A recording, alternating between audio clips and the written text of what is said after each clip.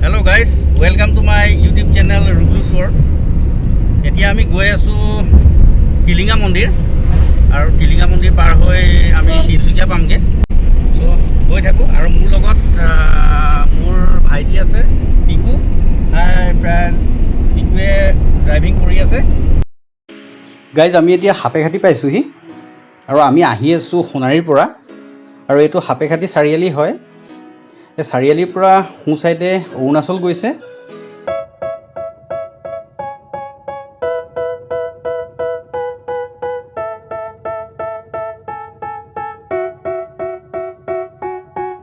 They tell me that I'm never gonna make it. They want me to do something that could make sense.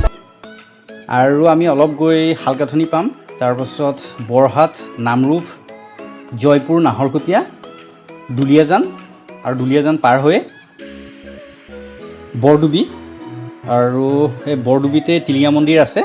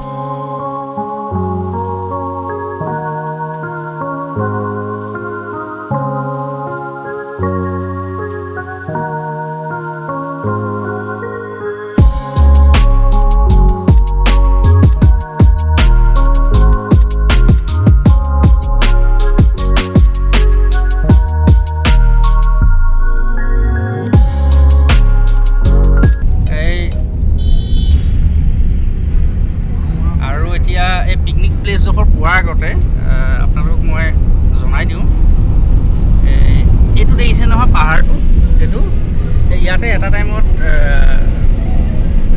কয়লা ওলাইছিলে, কয়লা খনি আছিলে। চ' এইটো বন্ধ হোৱা হৈ গ'ল আজি বহুত বছৰেই হ'ল। আৰু এইয়া চাইডখন এইফালে দেখিছে পাহাৰ, ইয়াতে কয়লা খনিবিলাক আছিলে। এতিয়া এই বন্ধ হোৱাৰ কাৰণে জংঘল বেছিকৈ হৈ গ'ল। আগতে ইয়াত জংঘল নাছিলে, ইয়াত ট্ৰাকে কয়লা উলিয়াইছিলে। আৰু এই জেগাডোখৰ নাম হৈ গ'ল দিল্লী ঘাট। এতিয়া অকণমান আগলৈ গৈ পেলাই আমি দিল্লী ঘাটৰ দলংখন পাম। এইডোখৰ এতিয়া দেখিবলৈ পাব, খুব ধুনীয়া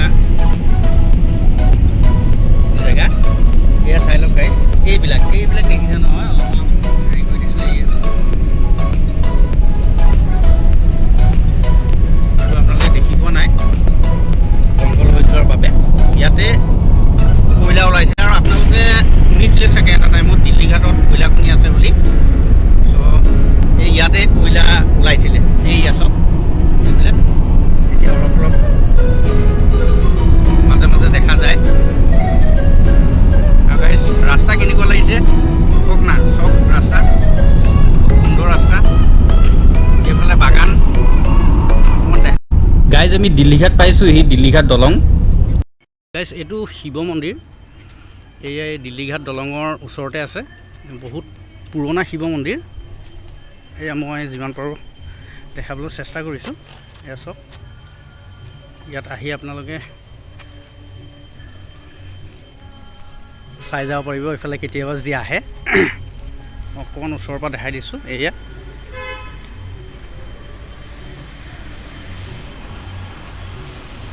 চব এইফালে তললৈ নামি গ'লে দিল্লী ঘাটৰ পিকনিক প্লেচটো পাব, মই দেখাই আছোঁ। গাইজ এইখনে হৈ গ'ল বুঢ়ী দিহিং আৰু এইয়া চব। আৰু মই অকণমান আগলৈ সেইয়া দেখিছে নহয়, এইবিলাক পাথৰবিলাক আছে। যেতিয়া ঠাণ্ডা দিন আহিব তেতিয়া নৈখন বহুত শুকাই যায়।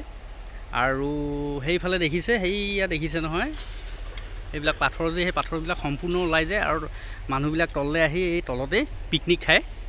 আৰু এটা বস্তু মই দেখাই দিছোঁ, এইখন হৈ গ'ল বুৰ্ডিঙৰ এখন নতুন দলং। এইখনো হ'ল কেইবছৰমান, কিন্তু ইয়াৰ আগতে এই দেখিছে নহয়, এইবিলাক এই ডাঙৰ ডাঙৰ এই পোষ্টবিলাক দেখিছে নহয়, খুঁটাবিলাক, এই ইয়াত পুৰণা দলংখন আছিলে। এই ইয়াৰ পৰা মই এনেকৈ দেখাই দিছোঁ, এইটো গৈ এই তাত যে এইবিলাক যে এতিয়া এইবিলাক দেখিছে নহয়, এই ভাঙি আছে এইবিলাক এইবিলাক এইবিলাক এইবিলাক এইবিলাক আছিলে সেই আগতে পুৰণা দলংখনৰ খুঁটা আছিলে। এইফালে আছিলে আগতে পুৰণা দলংখন। তাৰপিছতে এই দলংখন যেতিয়া আপোনাৰ বেয়া হ'ল, তেতিয়া তাৰ ওচৰতে এই দলংখন বনাই দিয়া হ'ল। অ'কে,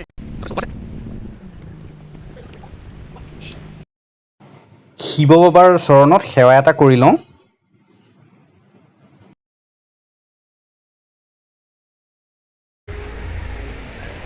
ভাইটিয়ে সেৱা কৰিছে। গাইজ, এতিয়া আমি অলপ আগতে তলত আছিলোঁ, আৰু এইখনে হৈ গ'ল দিল্লীঘাট দলং।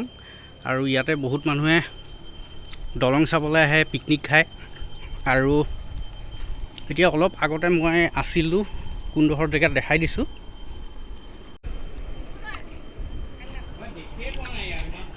মই সেই জেগাডোখৰত আছিলোঁ।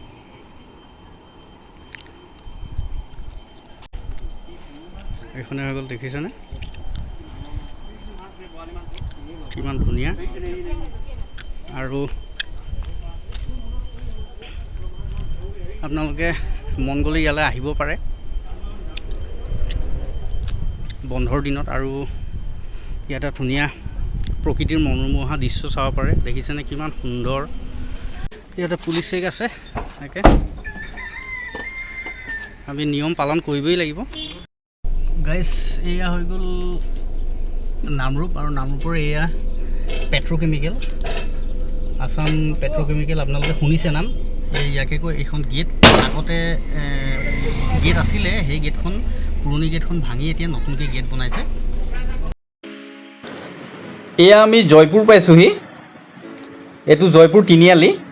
আমি এতিয়া বাওঁ ছাইডে যাম, আৰু এই সোঁ ছাইডে দেখিছে নহয়, এই সোঁ ছাইডে এই ৰাস্তাটো সোমাই গৈছে যে, এইটো ৰাস্তাই সোমাই গৈ জয়পুৰ বজাৰ হৈ দেওমালী গৈছে, অৰুণাচল দেওমালী। আৰু আমি আৰু অলপ গৈ পেলাই নাহৰকটীয়া পাম, আৰু নাহৰকটীয়া পাৰ হৈ দুলীয়াজান, আৰু দুলীয়াজান পাৰ হৈ বৰডুবি, আৰু বৰডুবিতে টিলিঙা মন্দিৰ আছে। গাইজ, আমি এতিয়া বৰ্তমান টিলিঙা মন্দিৰ পালোহি, আৰু এয়া টিলিঙা মন্দিৰ পাইছোঁহি।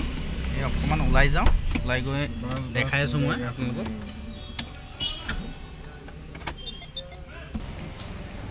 এয়া পালোহি। এয়া দেখিছে, ইয়াতে এইবিলাক টিলিঙা লাগি আছে। খুব ধুনীয়া ধুনীয়া দোকান আছে ইয়াত।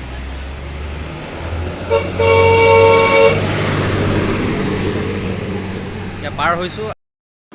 আমি সোণাৰীৰ পৰা ওলোৱা দেৰি হোৱাৰ কাৰণে টিলিঙা মন্দিৰ পাওঁতে গধূলিয়ে হৈ গ'ল গাইজ, বেয়া নাপাব। এয়া এইখন গেট, আৰু এইটো টিলিঙা। বৰ্তমান টিলিঙাটো বন্ধা আছে, কাৰণ কৰোণা হৈ আছে যে, সেইবাবে। এয়া ভিতৰলৈ সোমাই গৈছোঁ। এইটোৱে মন্দিৰৰ ভিতৰখন, আৰু এইটো হৈ গ'ল মন্দিৰ। গাইজ, চাই লওক টিলিঙা মন্দিৰ। আৰু মন্দিৰৰ ভিতৰত যিহেতুকৈ মানুহ একেবাৰে নাই, কৰোণা হোৱাৰ কাৰণে সঁচাকৈ মন্দিৰলৈ একেবাৰে মানুহো আহিব নোৱাৰা হৈ গ'ল। এই ইয়াত টিলিঙা চব বন্ধা আছে।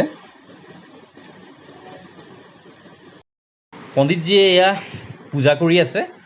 এইজোপা বৃহৎ ডাঙৰ গছ, আৰু এই গছজোপাৰ তলতেই শিৱৰ থান আছে। গাইজ, আপোনালোকে দেখিবলৈ পাইছে এই খুঁটাবিলাকত ৰঙা সূতা বান্ধি থোৱা আছে।